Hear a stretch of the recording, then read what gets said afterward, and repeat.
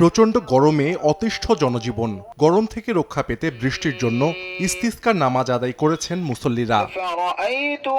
সোমবার বিকেল ৩টার দিকে রাজবাড়ী সদর উপজেলার বহরপুর ইউনিয়নের নিধার বটতলা সংলগ্ন ঈদগাহ মাঠে ইস্তিসকার নামাজ আদায় করা হয়। বিশেষের নামাজে ৩ শতাধিক মুসল্লি অংশ নেন। মহান আল্লাহর কাছে মোনাজাতে বৃষ্টির জন্য প্রার্থনা করেন তারা।